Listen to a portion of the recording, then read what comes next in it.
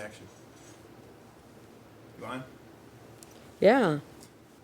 All right, I'm here with Sonnie Opute, singer, songwriter, musician, a recent transplant from Nigeria and abroad. Here to talk about the man and his mission. First of all, Sonnie, how you liking the United States now that you moved? It's been wonderful so far. I really enjoyed here.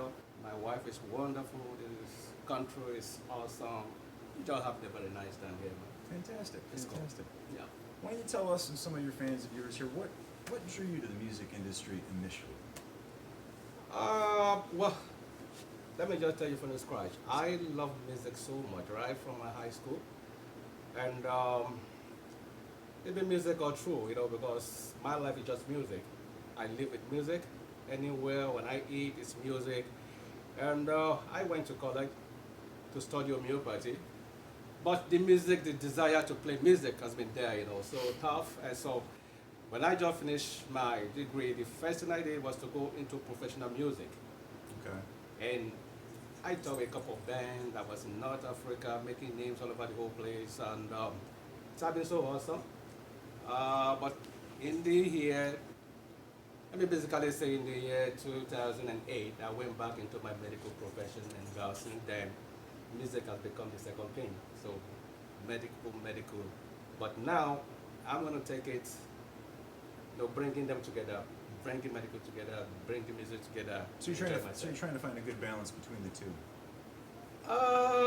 Let me say music is a natural thing. So, there's no big, and if you know the history of medicine too, you can see that music, like the time in the Bible you see King David, played music to heal Saul. The whole thing can still go together because music heals. It's another spiritual medicine too, so they can still go together all the time. It's just the time, balancing the time together and making things to work. That's what we're trying to do. Fantastic. Who would you say, if anybody, that you're inspired by today, or when you first started in the field? Who inspires you? Yeah, I play reggae music, and definitely people like Don Carlos, Don Carlos and God. I pick most of my inspiration from Don Carlos. I listen to Bob Marley, I listen to a couple of them, Born in Spirit, but I will tell you basically that I was highly inspired by Don Carlos and Gregory Isaacs. And so when I sing, most times you see me, I sing, try to sound more like people say, oh, you sound like Don Carlos, because I was highly inspired by Don Carlos, and I love his music so much. Was it the sound so much, or was it the lyrics, or was it a combination of both that really inspired you? It's a combination, it's Don Carlos. If you listen to that, I don't know if you know Don Carlos and Gregory Isaac, they have the melody, they have the message too as well. And reggae is all about emancipation, about freedom fighting, all those stuff. And they stand for this, the same principle, and they use the music to capture the whole world. The melody is good, the melody is great, and the message too. It's embodiment of both the melody and the music, the message, all in one, everything great. So I love Don Carlos so much. Now, as far as a message goes in music, I know that you're a songwriter as well. Is there any underlying message or any hidden meaning in the music that you put out that you actually write? Is there something that you're trying to tell people in your music? Yeah, like I told you, I'm a reggae musician. If you know the history of reggae music, it's music of emancipation, music of freedom. You talk about what's happening in the society, you fight against the injustice in the society. You preach about what to correct these errors in the society, basically. At the same time, we cannot take away the enjoyment, the merriment, the melody away from it. Okay. Because the melody and the message, they go together. If you don't bring these things together, no matter the kind of message you're trying to portray, no matter the kind of message you want to give, if the sweet melody is not there, people will not listen to you. So you have to make them together, put them together, so that the people, by listening to the message, they will be that they'll be able. But I mean, by listening to by dancing to the music, when they listen carefully, they know the message, and they can meditate on this, and it flows. Cool. Well, Yeah. so you're really a big fan of rooting for the underdog, so to speak. What? Any injustices in general? So much injustice here and there, all over the whole world. Of course, we know that, you know that, you live in the States here. all over the whole world. Africa is, I would say Africa stands out because there's nothing in Africa you can say is actually good. The government all over the whole place is so terrible. You see starvation here and there. And so many things wrong here and there, and inhumanity to men, and so many things. And these are the things basically we talk about. These are the things we want to correct. Even though you see pastors preaching here and there, things are not changing. A lot of churches you see are basically like business centers. People just collect money. The people who you look up to, you think, oh, these people are pastors, these people are prophets. They disappoint you when you see their lifestyle. They don't portray what they're trying to preach. Sure. And it's so many things are just bad. People just see what is happening. People smoke ganja, they do this. They don't seem to go deeply and see the spiritual aspect of life. It's been so terrible. The world is so terrible everywhere. I don't know if you've never been to Africa before. Whatever you see here that people cry in the United States, it's a periphery of what is happening in Africa. Sure. Africa, you don't see good roads, and we have no reason not to have good roads. You don't see power that we are here. We can, since I came to the States, maybe only one or twice that the storm happened and we never had light. But in Africa, you don't see light maybe 2 hours in Nigeria, for instance. So many things are wrong. It's like night and day. I'm telling you, it's so terrible. Very, very horrible. Wow. Now this is an important question. All Now right. that you're new to the States, Yeah. how is it that you collaborate with others? What's that process now? Because you're kind of running solo, but you have things going on across the pond over in Europe. How do you collaborate with others now? How do you do that long distance? Well, first and foremost, technology has made things so easy. Absolutely. Yeah, as we're talking right now, the whole world can hear me. Yeah. Then again, when you know where you're going, nobody can stop you. What I mean is, if I'm now in the States, I play reggae music. There are thousands and thousands and millions of guys, even around my place here at White Cloud, Sure. that love reggae music, they want to play. And that is why we look up and say, oh, what do we do? First and basic, God gave us this place. We have a very wonderful place where we can even put up our own program. Yeah. Right there, we have our instrument. So if I have these guys together, we work together, and the world we can touch the whole world. As long as we know where we're going and we work seriously and put our music together, I'm telling you, we can capture the whole world. All I need to do is to just get like minds, people who fear God a lot, people who believe that they can turn things around. Work with me. We might not be more than 4 or 5 people, but I'm telling you, we can capture the whole world. So now that your feet are planted, you're in White Cloud, Michigan, here in the States, the seed has been planted. I believe that. There's everything that happens to man, I've been actually destined from above. And before you were born, the Lord Almighty has written your name, as also time you'll be out. Good message. And I believe in that. So my coming to States has been destined. And my wife, I've been destined as she's going to be my wife. She's been really supportive of you, hasn't she? She's been so wonderful. She's so awesome. I'd say behind every good man, there's a greater woman. She's more than great. I'm telling you, she's my queen. She's our cameraman today, so we want to take a minute and thank her for filming us. So that's really nice of her. Thank you, baby. Now, Sonny, I love you. take us through Awesome. this. What's a typical day for you like? As far as, do you get up in the morning and say, I want to create, I want to play? What's the creative process for you like? Or does it just kind of come randomly, or do you have a set routine, or how does that work for you? Basically, my day, I would say, every day is just my day. When I wake up in the morning, I give thanks. I have to give special thanks. Now that I have a sanctuary in my home here, I make the point of maybe every morning when I wake up, I thank my God. Get the best of both worlds, huh? Yes, I thank my Lord all the time, because I will tell you this, the biggest miracle in life is waking up. Sure. We take it for granted because, we wake up every morning and we just daily there. Many people slept and they never woke up. Physically and mentally they were slept and never woke up. So when you wake up in the morning, you thank the Lord, then you project, what am I going to do today? I'm always happy. I want to be happy all the time. I want happy people. I want people to be around me to be happy too as well. So my day is always to see how people get happy, living with me. The kind of happiness I can give to people here and there, we actually make my day. I'm always a happy man. And your music plays a big part in that, making other people happy, doesn't it? Of course, that's what we are doing. It's supposed to. That is what we are doing, and that is what we continue to do by special grace. Yeah. Fantastic. Sonny, why don't you tell me, what's the favorite, two parts of this question. What's your favorite part of this line of work as you look back over the last 10, 12, however many years you've been in the industry? What's your favorite part about this line of work?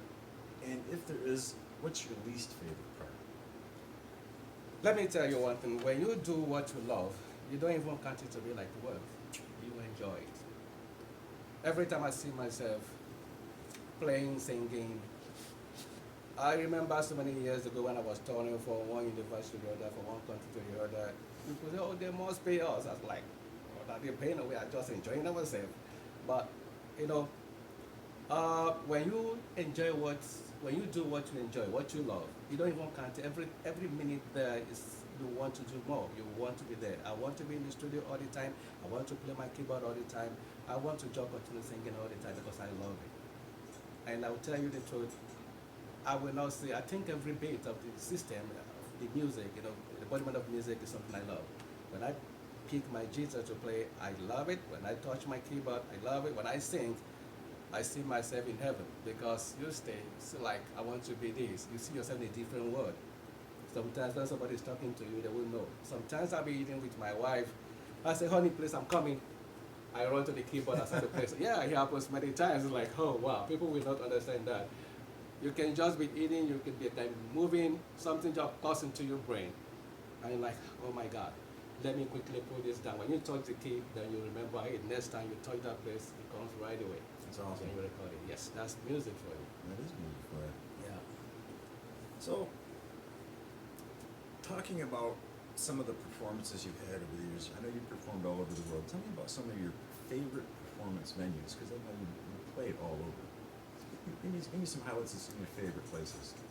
Yeah, basically, I would say I enjoyed the best of my time when I was in North Africa, in Tripoli, because basically we're talking about bringing the whole Africa together and winning the minds of people to believe that as blacks they can actually still rule the world. So, and again, Libya was a place where no English music was ever played. So when I was there, it's like, oh, so many things opened up. They were saying Bob Marley, they'll be hearing Bob Marley, hearing Pizzy Touch here and there. So when anytime they see me in the university playing English, because I was given special permission by the president then to play English music. That's right. It was executive order given to me. Big thing. Yes, to play English music. And it was a huge thing. You know what it means for the president to say, oh, this is because of something that I've been banned, God used me. They say, yeah, yes, now you can play English music. So it was very awesome because I see myself playing to 60,000 crowd, 50,000 crowd, 40,000 crowd, and so also everywhere we go, we just sell out all over the whole place. Wow. I think I live my dream. When you play, because what every artist wants is want to play to a very big crowd, and they want people to appreciate what you're doing. You want to touch as many people as you can. Yes, as you can. So I would say I enjoy myself in Nigeria and some other places, but I would tell you that time I see myself like a special hero. So when I wake up in the morning, I say, God, you're so great. Me, I can be this way. I can play in the stadium, everyone get feed up, and people, they want to see Sonny, they want to see Slide, all those stuff. So it made me feel so great. So I'm something special to in the world. And again, the president recognized me. People recognize me. People see me in my ear. So I thank God for giving me the talent. And so I can't forget that place. It's so rich. Do you think by coming to the U.S. that's going to open doors and make things easier to get your music out there, not only back to North Africa and abroad, but everywhere? Do you think that the U.S. is going to do that for you? One thing about America, I would say is the capital of the whole world. Where you live in America, I you do. don't know how huge You saw the refugees parking, everybody wants to go, say, the message goes, I'll give you something. I said, we are not interested. You know, they jump everywhere because America is good. Very wonderful people, very loving people. And I think it's only a lazy man that will be hungry in America. America is so open, it's so wide, so good. The industry is so big everywhere. And the people are so, the way we see, because we watch movies, is different from what I've seen in America. Okay. People are very, very humble and nice, hardworking, and everybody, respect each other here. I know I've not told the whole America, but what I've seen, I'm highly impressed, and I believe America is a rightful place for me to manifest to my fullest. I'm telling you, here is a very wonderful place. Wow. Yeah. What's the future look like for Sonnie Opute? What's it really look like? What do you see? What do you see?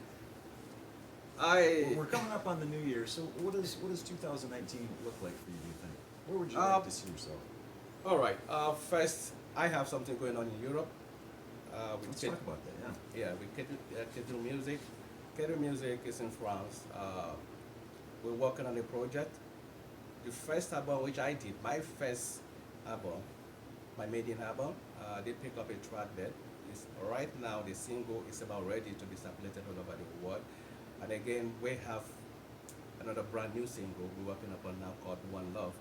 So, going on that.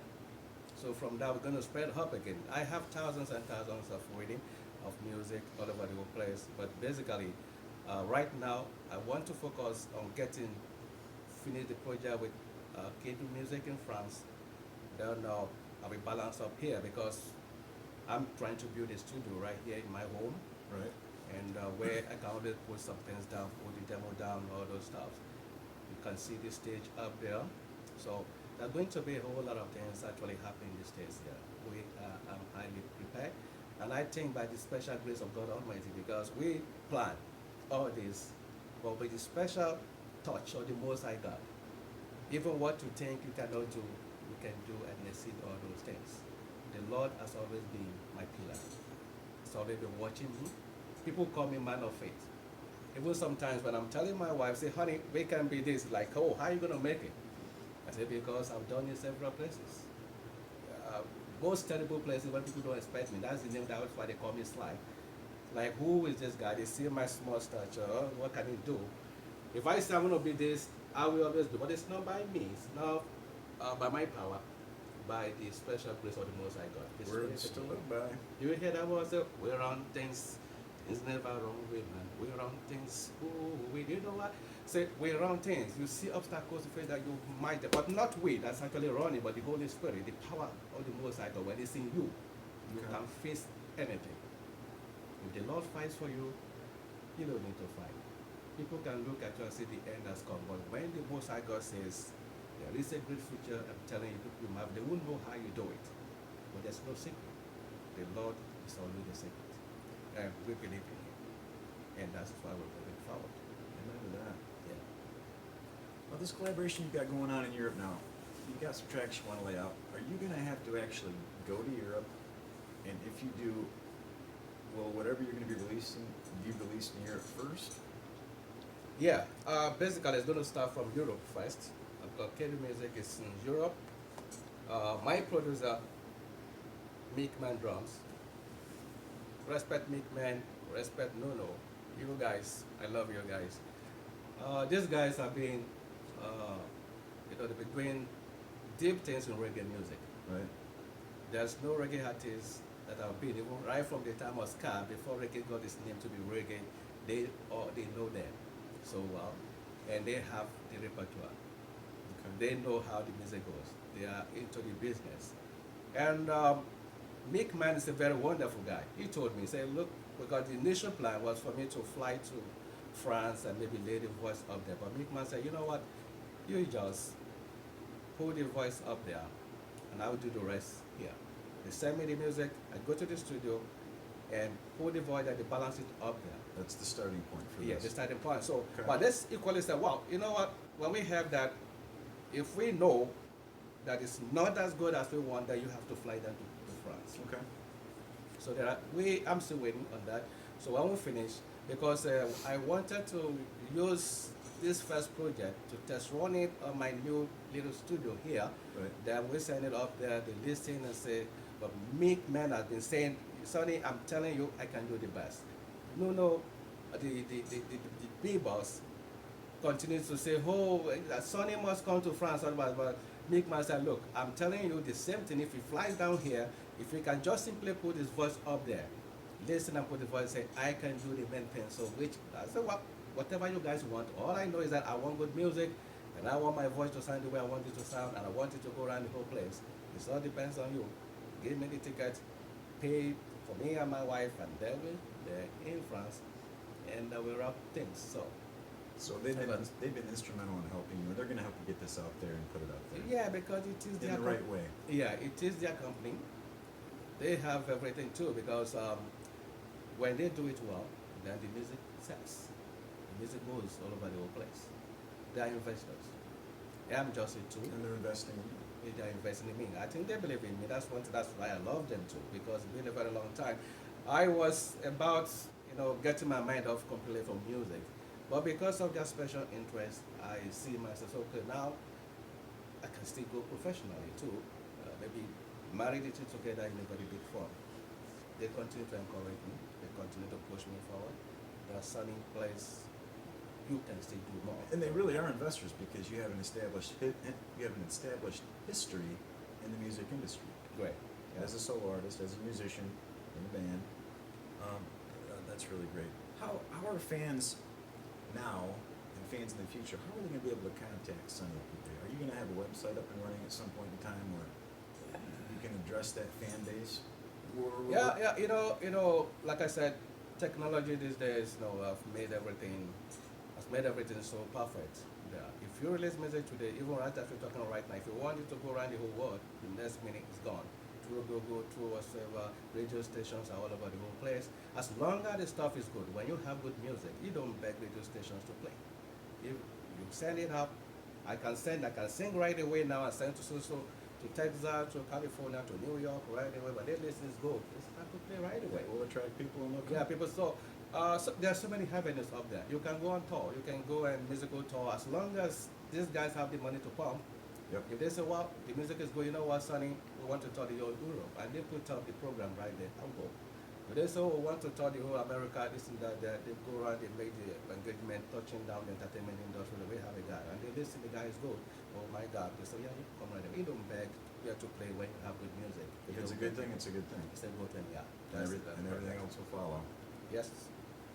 And it sounds like that's what they're doing, and that's exactly what you're doing. What advice would you have for someone wanting to follow in your footsteps? Say a young guy here in the States, in Nigeria, where would you suggest they start? What if they have this dream? What if they want to be a musician? What if they have real talent? How do you do it? Yeah, That's a loaded question. a very good one. Very, very wonderful question. I must say, first, if you are going into music, you don't get too desperate about money. You don't look at yourself too. You must believe in yourself first. You must believe you have the talent. Let the people. People will say so many things. Don't put yourself down. Don't think. When they give you correction, take. Listen, and don't let whatever people say to frustrate your agenda. Okay. I'm telling you, the race is not actually to the swift, not the battle to the strong. The basic thing, you believe in God, you believe in yourself, and again, try to know that, ask yourself, do I really have this talent? Can I excel all over the whole world with this talent? Then patience, endurance. You try to meet up with the best people, the experienced ones to give you advice to, and you fear God a lot. With endurance, perseverance, it might not work immediately, Sure. but surely it will work. Then you try to reach out to, the outlets, different outlets, things happening here and there. You see X Factor, you see America's Got Talent or whatever. Just apply. If they turn you down, don't worry, don't be depressed. Continue to move on. Continue to work. One day